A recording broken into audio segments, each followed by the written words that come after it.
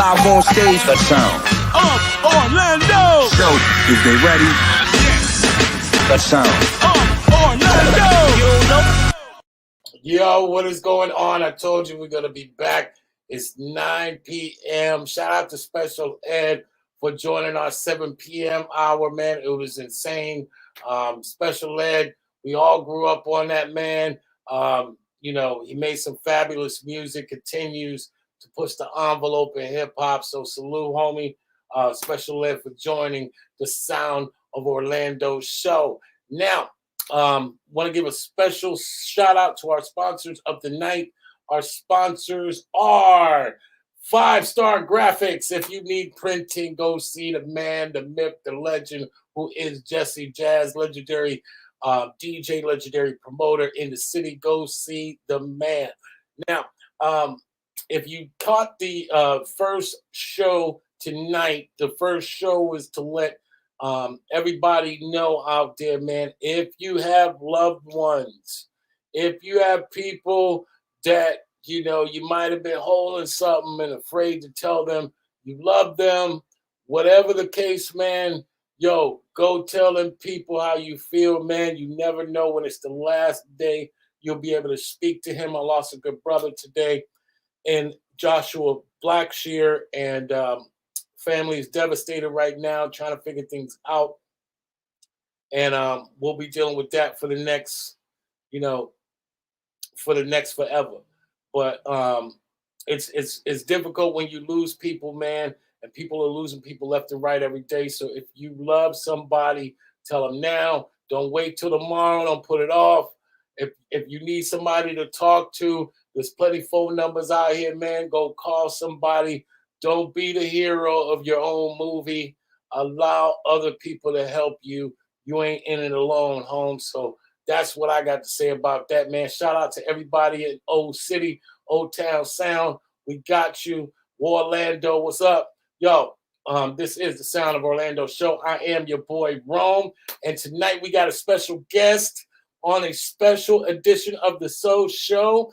This man has done so much when it comes to freestyle music, dance music, high energy music, Latin hip hop, whatever you want to call it. This man has been a wrecking shop from early. He's been doing his thing, and I am so honored to have him on tonight because he is just going to be a great interview to get some insight on what it takes to start your career off and continue it. 30 plus years in the game, he has been doing it, man. It's just an incredible thing to see, and he's still making noise. Give it up one time for my mans, K7 from TKA. Let's go, hermano. What's up? What's good? What's good? What's good? Man, welcome, man. brother. Welcome. So honored to have you on the show tonight. Roman, it's a pleasure, bro. Yes. Now, you know, for those that may not know you, you know, can you briefly discuss how a person coming from New York City with music that was just kind of starting out, you know, it was kind of bubbling. How does someone like yourself step into this thing we call freestyle dance music and just totally take the game over? Talk about your origins and where you originally come from and how you got into music as a beginning. I come from Spanish Harlem, New York City, El Barrio. Yes. I grew up in New York. To be honest with you, I practically lived in every single borough. Music has been my first love since I think I came out the womb, because my mom and her sisters would play music all the time. And, so they used to always make me sing to whatever, their favorite artist was at the time, whether it be Latin music or English music. And I was bilingual at an early age, so I can, speak and, both English and Spanish as a kid. And, And my love of music continued because, you know, my winters would be here in school and my summers would be in Puerto Rico. So, Right. you know, my aunts were big on taking me to the fiesta patronales, which are, you know, like the, you know, the music festivals that would happen every summer, you know, Yeah. and they would go from town to town in Puerto Rico. And my aunt Elba was a big organizer of these shows because she was part of the Lions Club, Club de Leones in Puerto Rico. And Right. so I would meet people like the famous, you know, artists. I would meet people like El Gran Combo when I was a kid, Ismael Miranda, Nidia Caro, Danny Rivera, um, you know, like people that our parents and our grandparents grew up listening to and Exactly. and watching on Latin television. My love of music developed uh, in my early teens for myself to become a performer. Um, it started off by hearing Rapper's Delight on the radio and beginning to hear the mixtapes that were made. Um, it wasn't really mixtapes, where it was performance tapes that they would make from the early hip hop groups in the Bronx, like the you know Grand Wizard Theodore and the Fantastic Romantic Five, Grandmaster Flash and the Furious Five, Charlie Chase, Tony Tone, and the Cold Crush Brothers. Um, these are the people that influenced me, and I would hear them rhyming on records. And I was already trying to rhyme and write, you know, carry my rhyme book as a kid in school because I wanted to be that. And Right. I started singing the jingles from most of the commercials that were on television. So if it was a GE commercial, I would sing the GE commercial. If it was a McDonald's commercial, I'd change it to my rap name, and I'd sing my rap name. Nice. and Nice. and and and how that flourished into freestyle. To be honest with you, I had a group prior to TKA, and that group was a group called Future Force with three friends of mine. This guy named John Lindsay, my friend Andrew Welsh, and a guy named Fareed Abdullah. Two of us were Puerto Rican, one of us was black, and well, three of us were Puerto Rican, and one of us was black. And we we used to rhyme. We used to do rap shows, and we had this little Yeah. manager who took us down to the Roxy, and she was trying to get us known, and she wasn't really doing anything for us. And I had a girlfriend, and her sister said, "Well, I work with this guy named Mike, and I want you to go to his house." And we went down to his house in Brooklyn. Three kids from we took a ride out to Church Street, and we ended up being in the basement of Full Force. We met Mike Hughes, Baby Jerry, and Junior, who are members Wow. um, of Full Force, and we started trying to do demos with them right before the record Roxanne came out. What? And Okay, so stop right there. Stop right there. Shout out to Full Force and that movement. So yeah, you was there at the beginnings with the before the UTFO. Continue. no, UTFO. To be honest with you, we knew them from Roxy's because they were untouchable force back then. They were breakdancing, Right, and right, right. they were already starting to. They already had gone out and toured with Houdini, and so we knew them because every time we would go to the Roxy's on the weekends, we'd see them. And And this is the world famous Roxy in the this Bronx, the world correct? famous Roxy, no, in Manhattan, that later turned into 1018, the home of freestyle music, one of the Okay, original homes of gotcha, freestyle music. At gotcha. the time, the breakdancing movement was a big movement in New York, and they were popular, and we were like just upcoming rookies at the time, and um, Mike and Mike and Junior played Roxanne to us, and it's so they had Dr. Ice and Kango had walked in to the basement while they were playing the demo, and I was like, "Yo, this song is gonna be phenomenal." And little did we know that it would be one of the biggest hip hop records of all time and start trends. And and introduce us to people who would become our friends. And Kango's still a friend of mine to this day.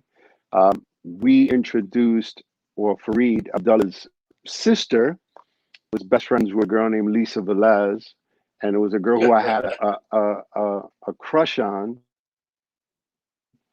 And the guys from Full Force asked us if we knew a girl that could sing, and I tapped Fareed and I said, "What about Lisa?" And Fareed took Lisa to Full Force, and Lisa started her career. And then our group disbanded, and I took the one song I had written, this love song that we on, and called "Scars of Love," and I sang it to a local rapper that was in the neighborhood, this guy named Tony, and we decided to make a group. So he brought his cousin, I brought my best friend Spider, and we started TKA from there. But we didn't have a record deal until at least a year and a half after we started. But by then, Lisa already had "Can You Feel the Beat" and "I Wonder If I Take You Home." So, I helped make a connection, but she had the deal before I did. Damn, that's so dope. Shout out to Lisa, man. God bless her. She's a good Coke friend of mine. Jam, man. Yeah, that's She's a crazy. good friend of mine to this day. We're good friends. We do shows together on many occasions. But let me tell you this: TKA did not set out to be a freestyle group. Yeah, at that period of time, what freestyle was. Records like "Can You Feel the Beat" and "I Wonder If I Take You Home" were part of a New York dance movement that was Right. flourishing in clubs Right. like Roxy and Danceteria and the Limelight and the original Funhouse. And we didn't know where we fit in. We wanted to be a rap group. The four of us wanted to be a rap group, and we were hoping that we did. And I stumbled. I lived on 93rd and First Avenue at the time, and I stumbled across a soccer store. The funniest thing is this: I stumbled across a soccer store because I used to be a flyer boy for a lot of the hip hop clubs that were happening in Manhattan. So there was a club on 116th Street for Harlem World, and I used to pass out flyers for Harlem World. And one of the first Shout flyers out to Harlem World. Let's go. one of the first flyers that I passed out was, I remember it to this day, was a beige flyer, had black writing on it, and it had this black and white picture of a man with a mohawk, and then it had the pictures of the MCs that were hit with him. It said, Master of Records, Africa Bambaataa, and the Soul Sonic Fours, and DJ Jazzy J. So I knew, of Jazzy Sensation, and I finally got to see what Afro Bambaataa looked like. Right. And I was like, oh, cool. And I'm walking down the street one day, coming back from, my mother used to send to the supermarket all the time.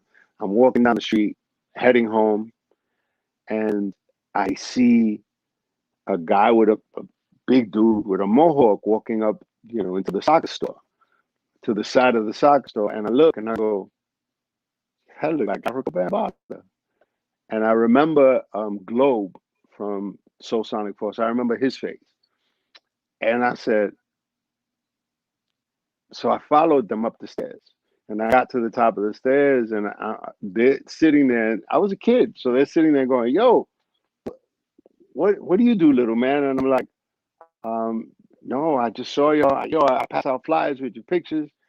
And Bambaataa came out, gave me a T-shirt, a blue T-shirt with a logo of 3 characters hanging upside down, which was the Tommy Boy logo. I stumbled across Tommy Boy Records because of what I used to do. And Wow. I knew there was a record label there. So I went back to my boys and I started telling them about, yo, we should make a demo. I know a place that we could take the record to now. And, we started trying to sing songs around the neighborhood, and we had no way of making the demo. So we used to perform in the local, schools and stuff like that around the neighborhood. And I walked up to I walked back up into Tommy Boy. The receptionist there was a guy named Joey Gardner, who happens to was our first manager and the guy who produced all our tracks for TKA and K7. And he at the time he was a receptionist, and I said, "Yo, you should come see us perform. We're performing like 4 blocks away, and in the auditorium to St. Francis." And he said, "Sure, I'll do it." And he came to see us, and we sang live to him, and he got us to where we needed to go. Wow. The rest for us is history, because he started teaching us the right ways to go. He said to us, we wanted to be a group like the Force MDs. They had just signed the Force MDs, who were originally the Force MCs, one of the groups that I used to get the cassettes from and sing to, because they used to be Dr. Rock and the Force MCs. But now they were singing R&B, so they were called the Force MDs.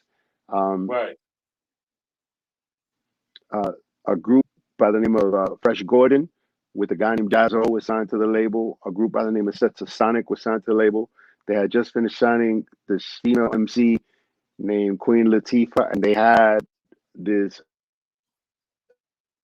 novel that they were about to release called Rapping Duke.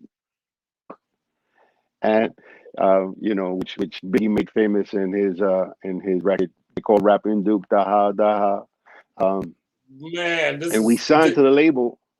History, bro. We signed to the label as we signed to the label as MCs, as rappers, but there were so many MCs, there were so many rappers in the group and on the label, that they wanted us to be a Puerto Rican version of the Force MDs. And Joey said, "These guys can't sing R&B, and there's so many rappers. I don't want them to be a novelty act."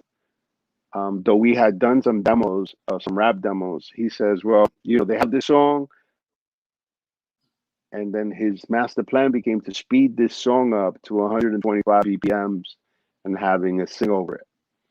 And in the interim, he started introducing us on how to sing to dance music. And we found this demo to a song called One Way Love.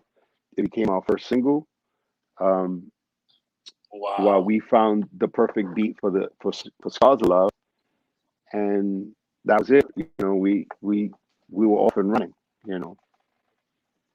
Wow, Knock on wood. that's amazing, man. Because for a lot of people, you see what it is now with music. Like, everybody's a Swiss Army knife, if you will. They sing rap and all of that now, right? But back then, that was like unheard of, if you will. Like, in the sense of, you didn't get all the backstories from that. I mean, I'll tell you this. It was.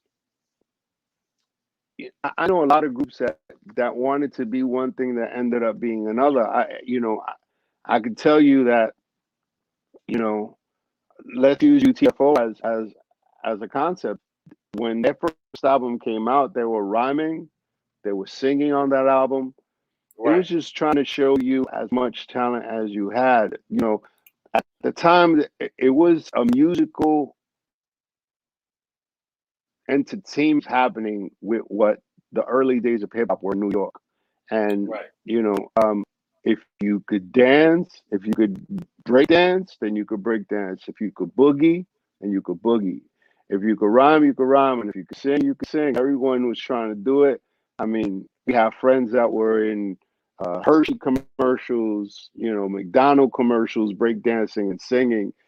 We were just, all of us within that movement were trying to find how we can represent for our community and for our people. And the 4 of us growing up, we knew that there weren't, many Puerto Ricans, Latinos, our age at least, and from being second generation Puerto Rican in America, Right. speaking English and singing. The only thing that we could find that was anything close to us was Eric Estrada and Chips, and Rita Moreno and West Side Story. So, Right. and then anything other than that were the channels that our mothers were watching, where it was novelas, novelas, and novelas. So, Right. we wanted to find a way to get in there and rap for our people.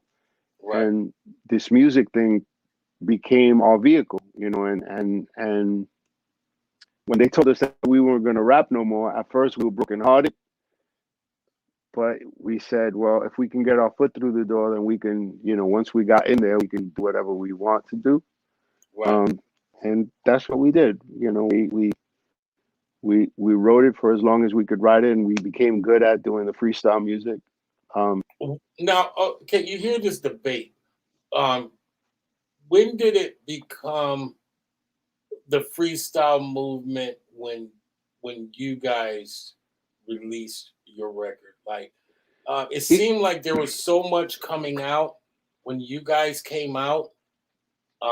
You had Nice and Wild, you had Sweet Sensation, you had a lot of different people kind of around the time that you were coming out.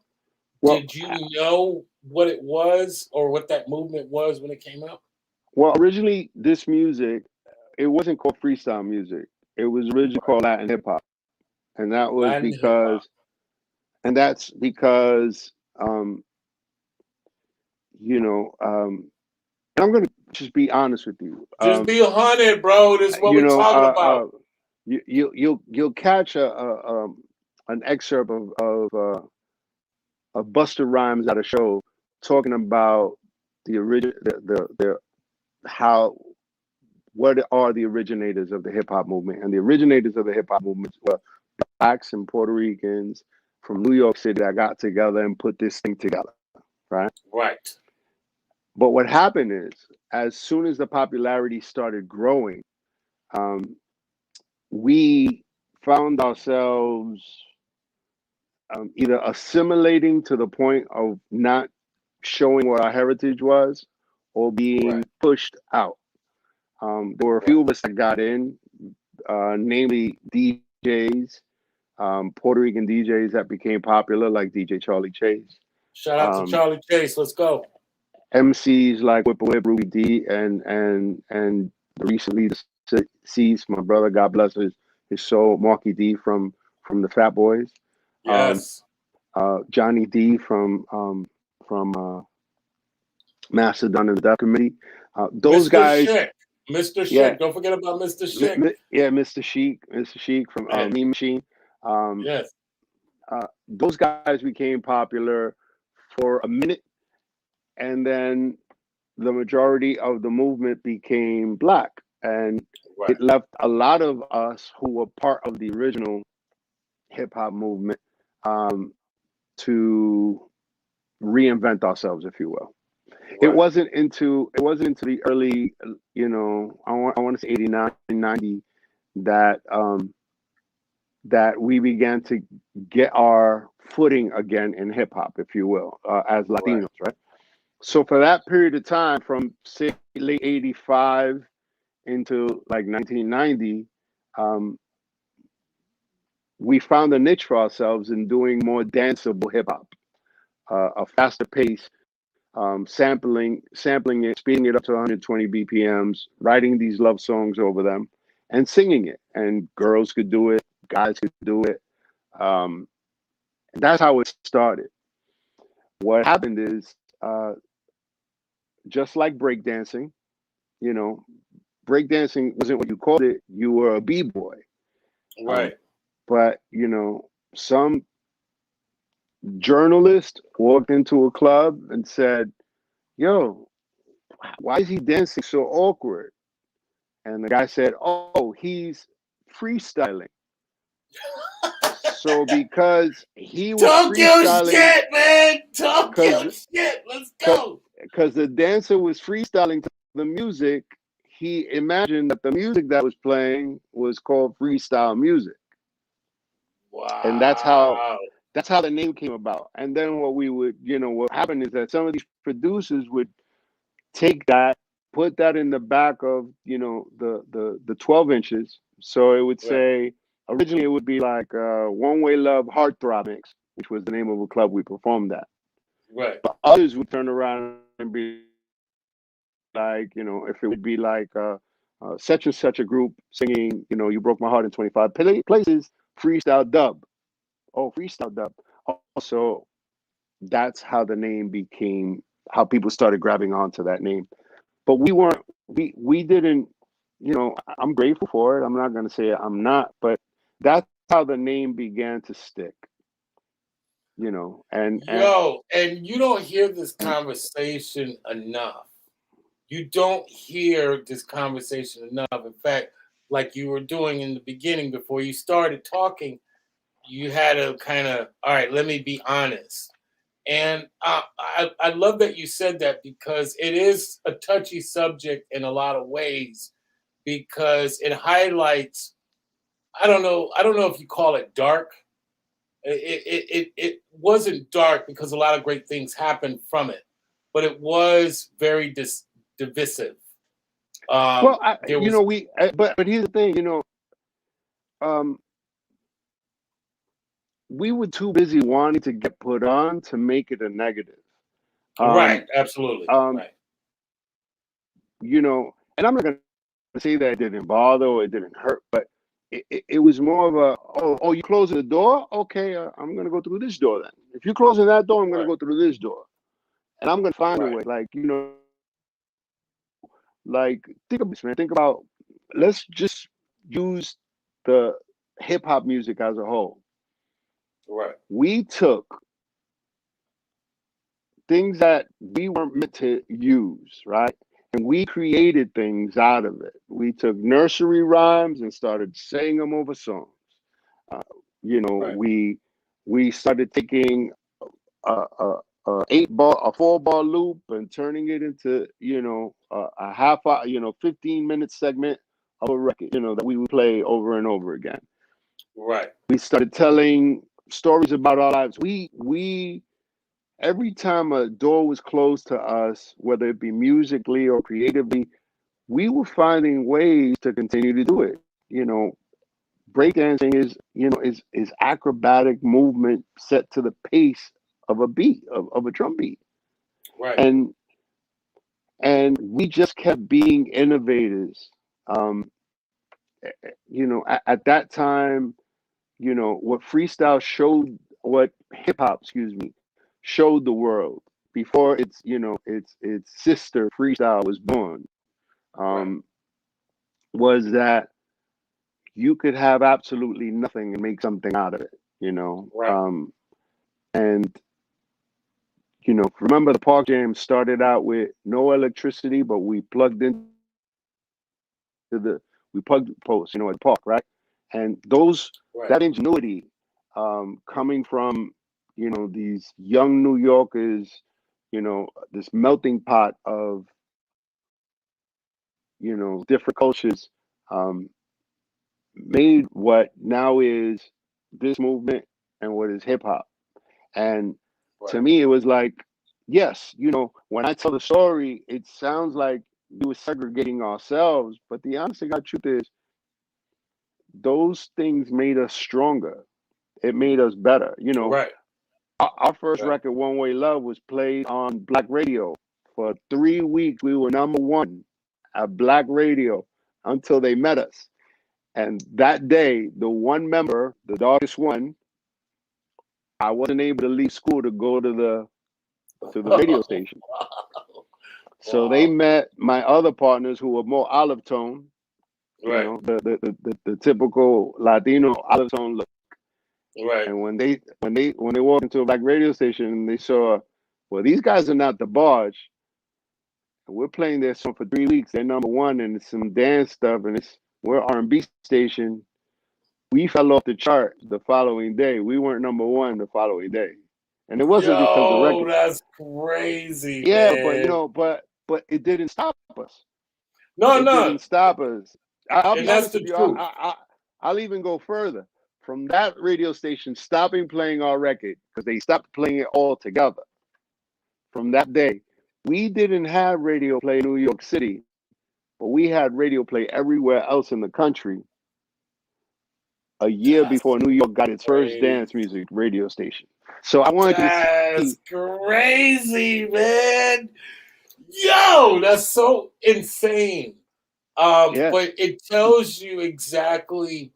I mean, because once again, the sentiment of what was going on at that time, I don't want to call it dark, but it was very divisive.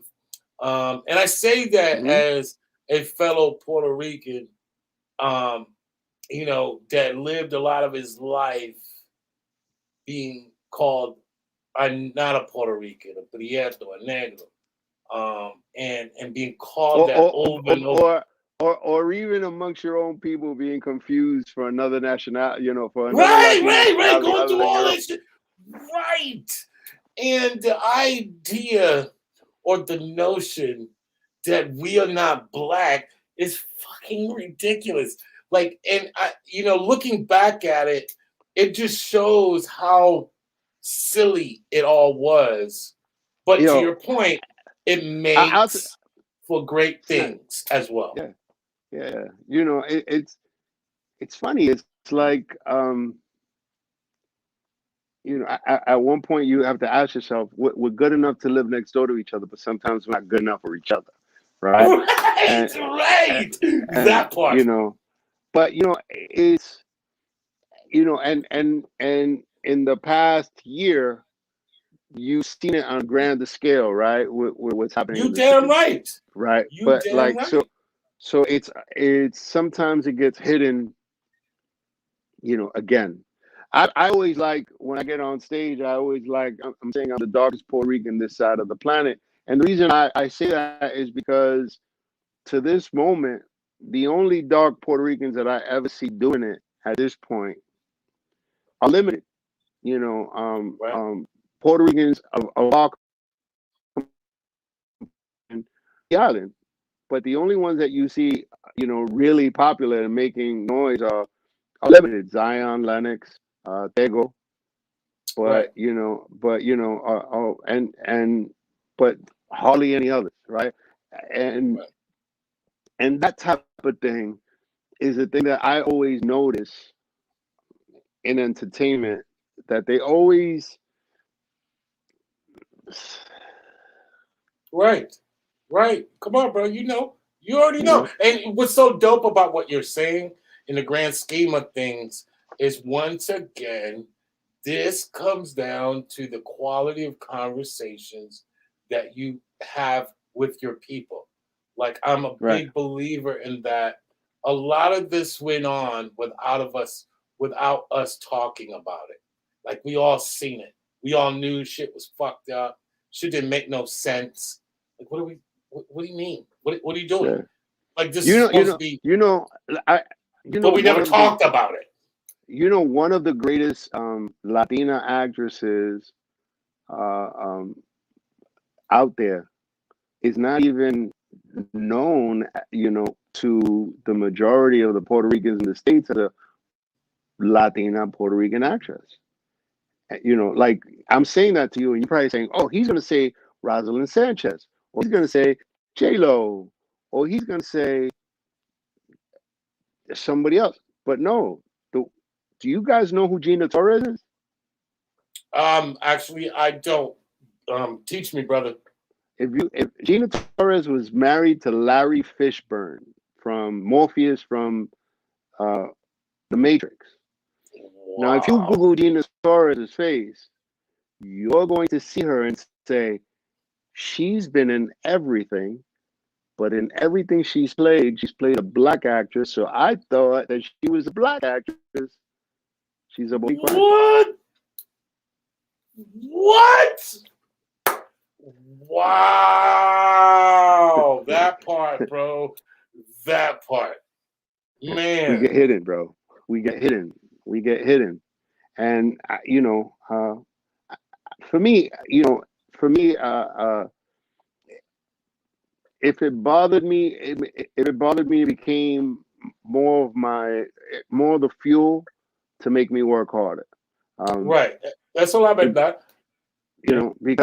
because those moments say, well, I can sit here and I could complain, or I could do something about it. And sometimes Right. complaining about it um, uh, doesn't open the door for you necessarily, But if because it's even acknowledged, I think we would go farther because I So, think what happens is in fear of complaining, yeah. we don't acknowledge what is being done. For It's just me, like kind of go ahead. for and I'm sorry to interrupt you. For me, No, you good, brother. I when I look at it, I go, all right, well, oh, this is how it is. Okay, cool. Well, I'm gonna find a way to get myself to a position Right, where I could present it yet again right, and present it again and find another way. Listen, for a major part of my career, my name was KL, KAYEL. That was what I called myself. When I left TK and I was going to do stuff that was more based on hip hop music and more hip hop oriented, more hip hop R&B oriented type of stuff, I turned around and I said, I'm going to change my name. They said, why am I going to change my name? I said, because everybody knows me as KL. So if I change my name to something different, it's like I'm reintroducing myself. And right, now they get a chance to see a clean slate. And those that remember me is going to be cool. But those that don't are now going to know me for this and not equate right, me with that. right, So, you know, it's finding a new way to reintroduce yourself to the crowd and and and, right. and to people so that there was more acceptance. And listen, man, and it's I think that we as Latinos,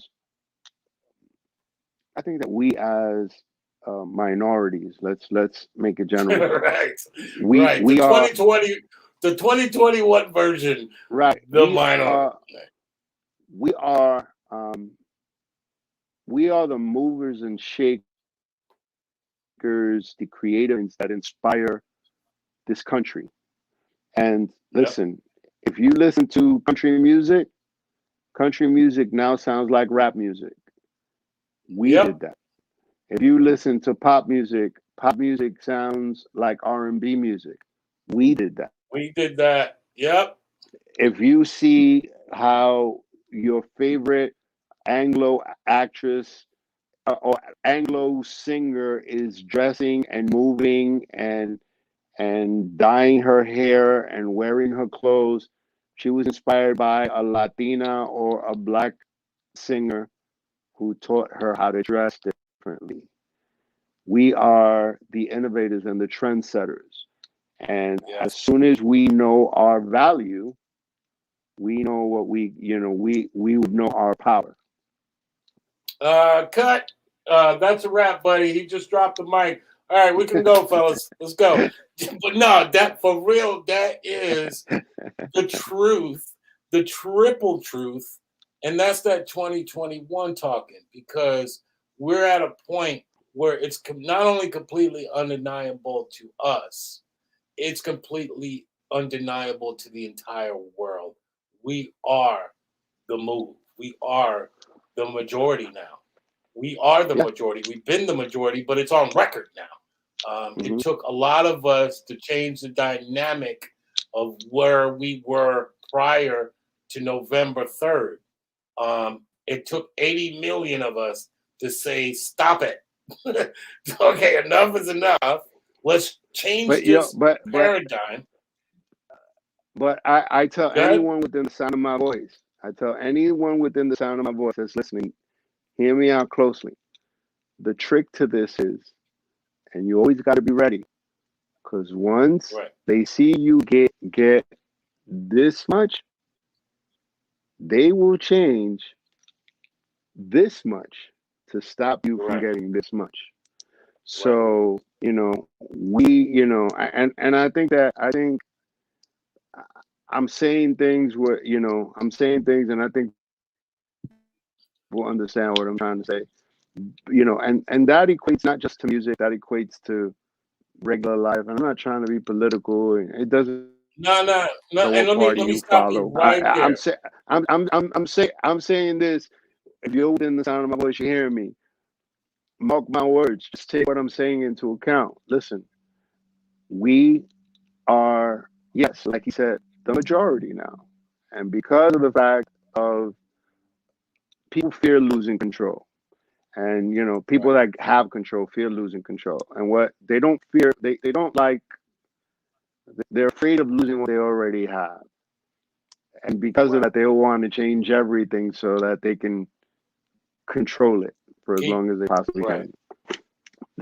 And I But love what you just said. And the only reason I wanted to interrupt you is because right now we are two fellas having a real human conversation that there is no script to. We're talking as brother to brother in a new world that we found ourselves in post 2020. And everything that you said is necessary. Everything that you're talking about is a yeah, necessary conversation. You can't say it enough. mhm, And all is yeah, needed. All of that is needed. We need a healthy mhm, amount of hope. We need a yeah. healthy amount of skepticism. We need a healthy amount of us communicating to one another at all times because we may not have the power in money and wealth, but we do have the power in numbers. And we And need the we communicate. patience to think things through. We Right, can't, you know, you know. Listen, the greatest minds in the world are people who can take a step back from a problem and be able to find a solution or a way out. And I'm not saying I'm a genius.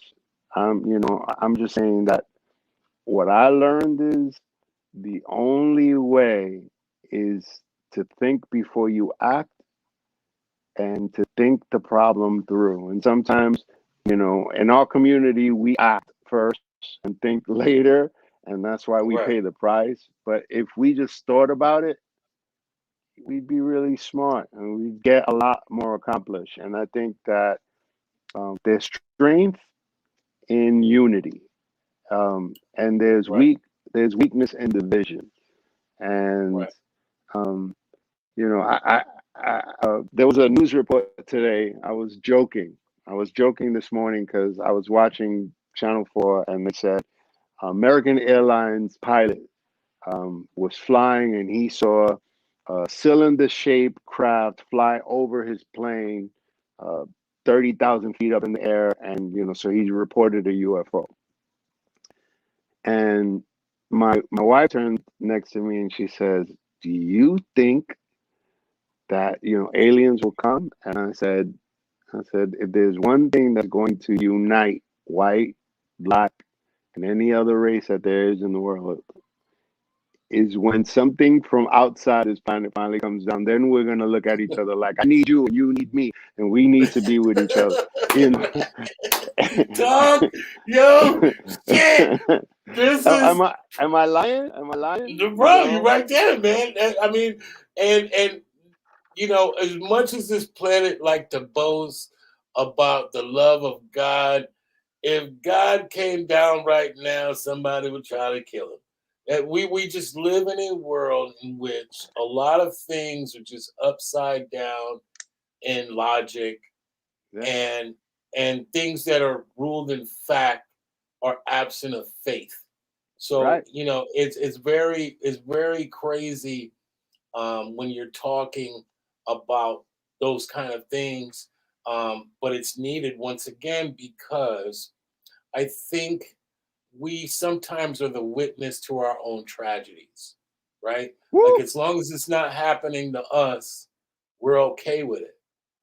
Our silence speaks volumes. It's the loudest shit in the room sometimes. When we watch others not deal with that suffering, then we're okay with it. And then we act as if, that sometimes is the problem. No.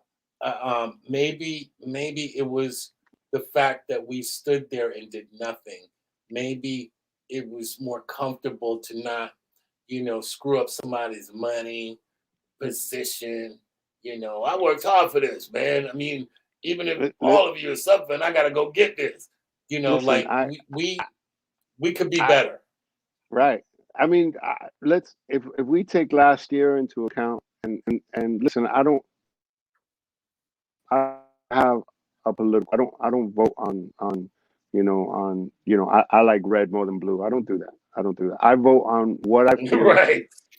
I vote on who I feel is going to get the job done right, and because I know politics is a temporary band-aid to a bigger problem, you know, Absolutely. and no matter who we vote for, it's just a temporary band-aid to a bigger Right. problem.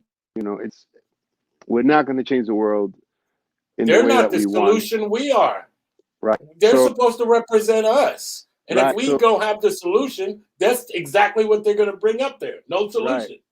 So last year, what I noticed is um, our races, blacks and Latinos, we we decided to assimilate into places that didn't respect us.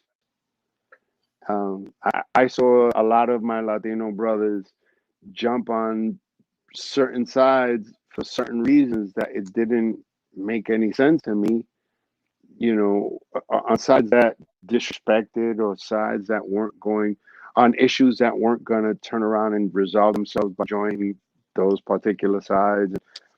And same thing with blacks, and I saw the same thing, and I was like, it hurt my soul that our communities can so easily be divided, um,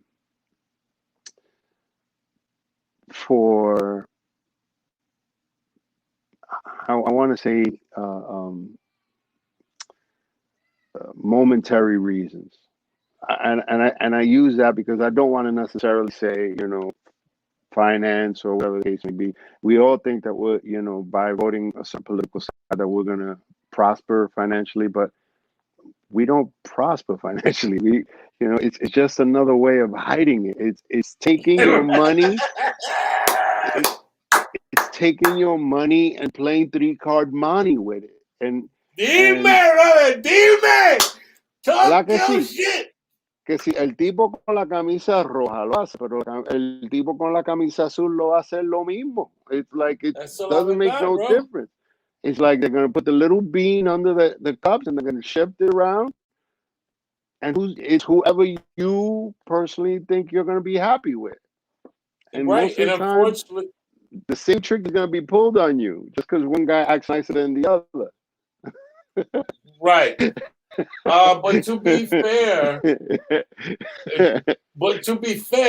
I mean, to your point, and I feel the same way. I don't subscribe to any one particular side because I think that's ridiculous.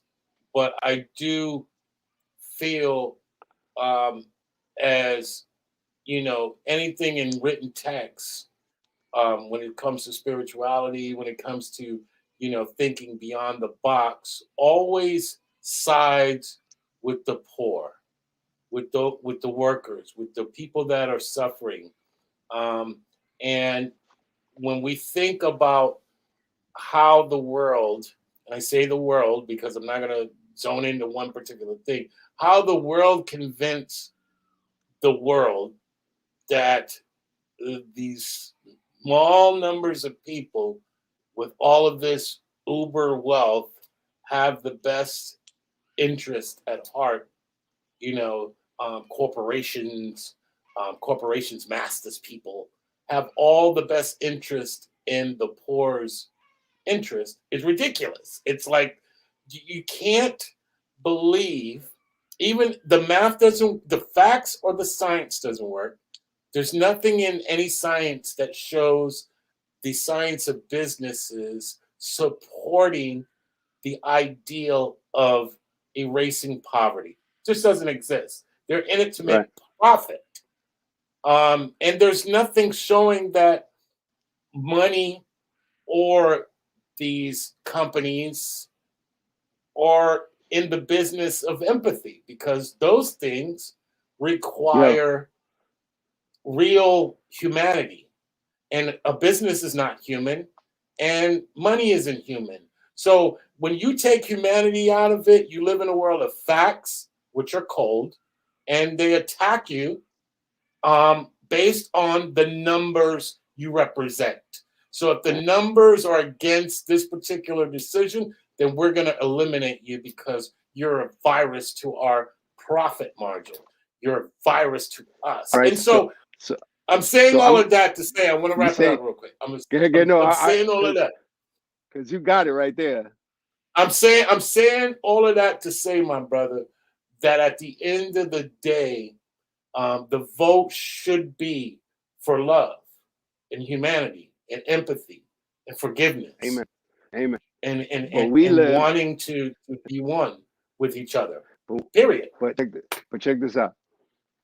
In other countries, all the other countries that are doing good with, let's just say this virus. And I'm sorry that we turned this musical combo into a political combo, but But this is music. we'll This is the get back message to the right music now. right now. This is Right. Grandmaster Flash This is from Furious music. 5 right now. All right, cool. So in this country, we charge for anything that is medical, and we find ways of making money on anything that is medical. Other countries, healthcare is free. Right. Um, but we'll find a way in this country to make you feel bad because we don't want to make healthcare free. So what does that say? Well, right now we're going through a pandemic. And while the rest of the world Right. is doing way better health-wise than we are, we're at the bottom of the totem pole. We're probably the worst people because of this pandemic.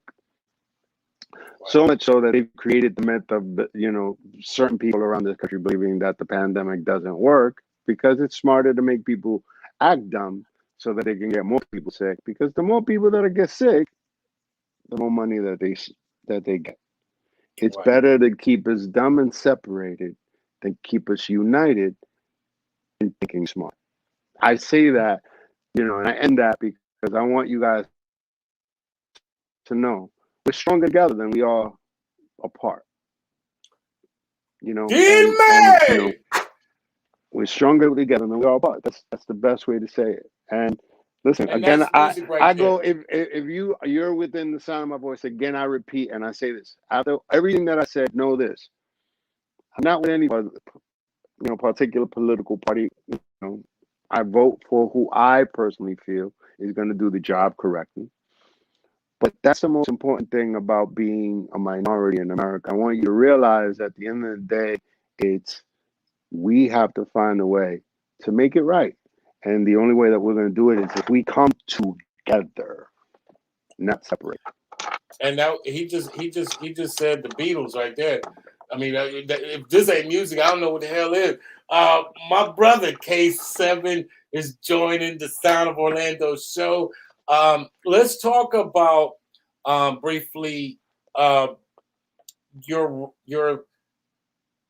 when you got as big as All Get Out.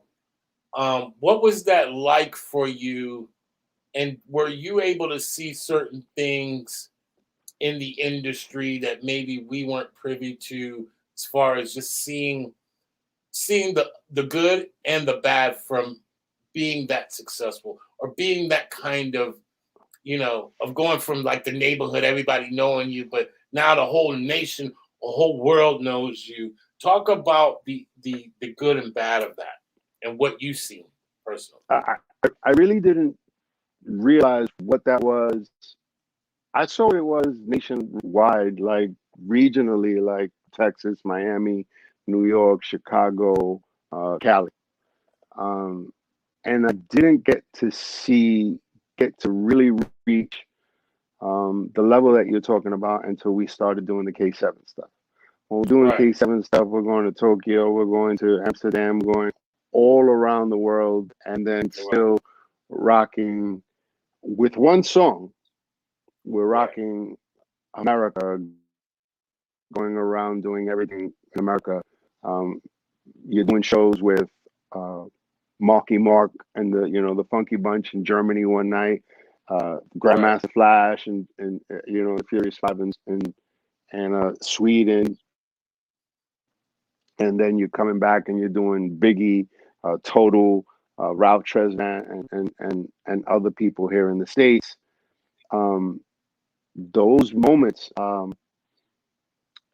it's weird because it shows you the power of what one universal record could do. Um, Right. it also shows me that we, as musicians, um, sometimes get in our own way musically, because sometimes you can create something that's going to change your life and open up doors that you never thought that would open to you. And it could be the first door that you probably would have shunned a few Right. times over. It would be that beat that you turn around like, nah, that's too crazy, I'm gonna go do another beat. And Right. you understand what I'm saying? Like, when I did Come Baby Come, um it wasn't my favorite record out of all the songs that I was doing for my solo stuff. um Right. but I had to get out of my way and out of my own head. um and I'm glad I did, because if I didn't, I would have overlooked what ended up being the biggest record of my life, that to this day, to this moment, has me in the house that I live in, the car that I drive, feeds my kids, my three kids, and and it's been the gift that keeps giving.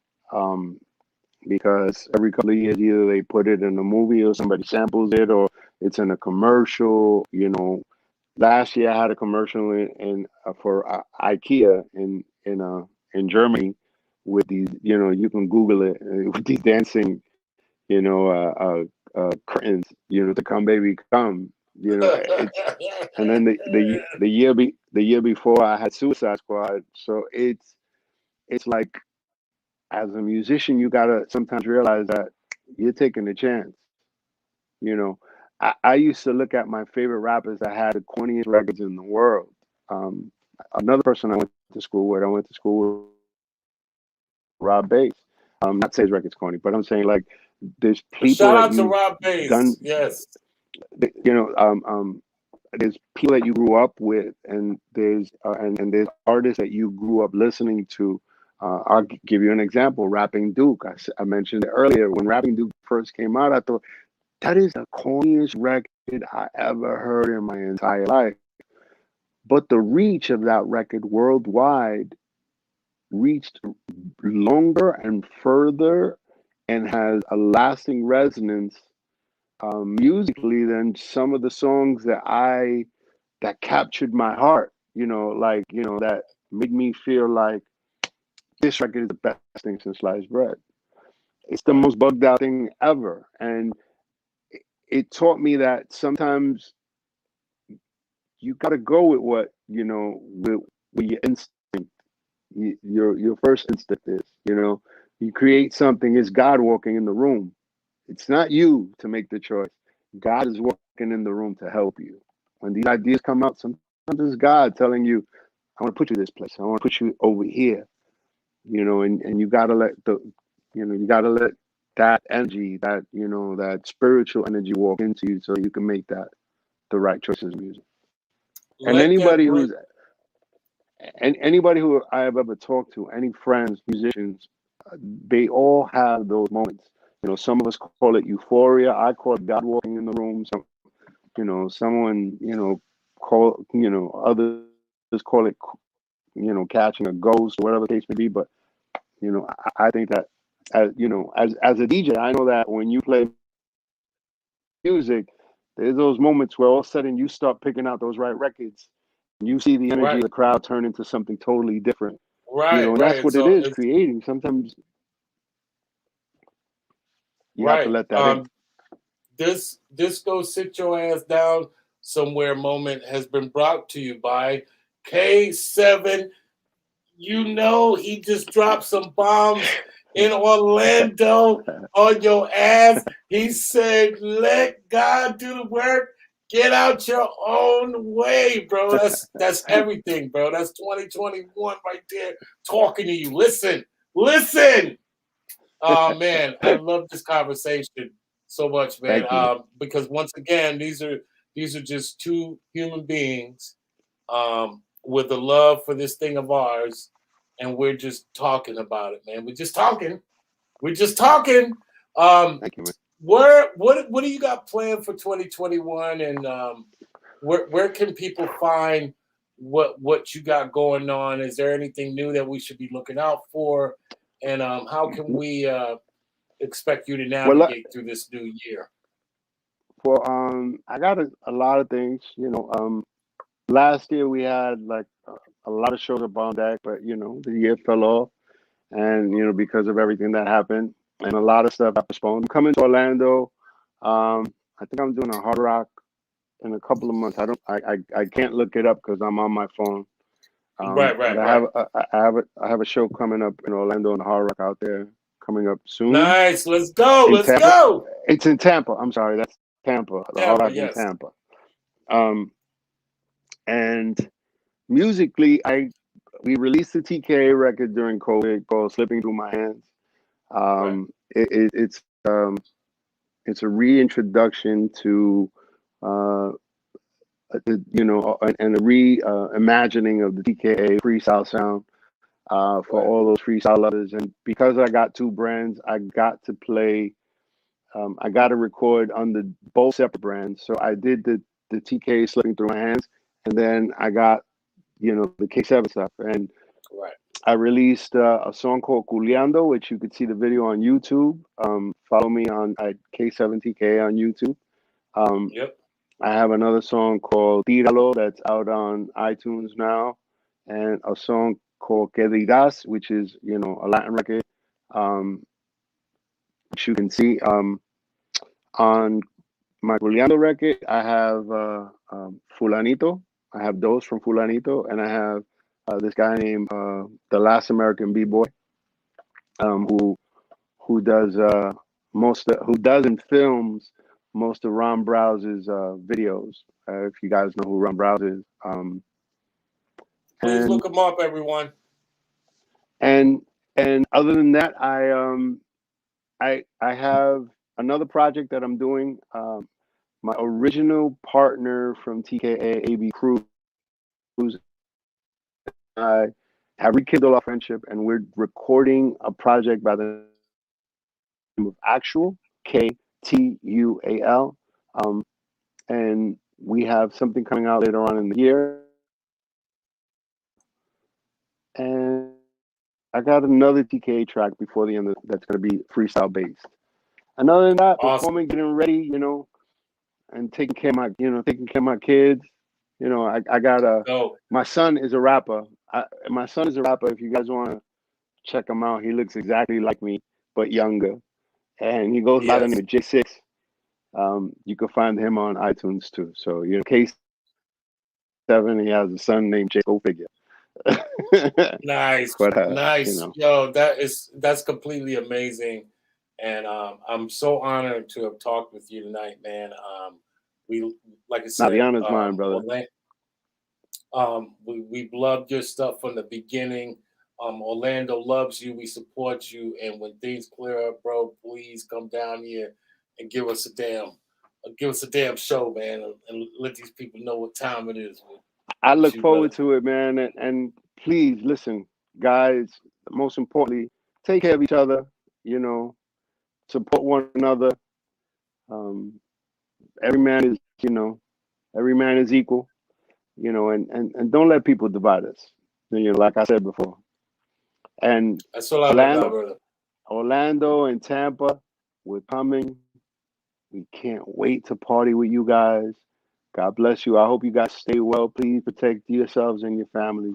And salute. God bless. Man, salute, hermano. Yo, give it up one time for my brother from another mother representing Spanish Harlem, K7 from Thank you, Ron, TK. brother. Hey, let's go.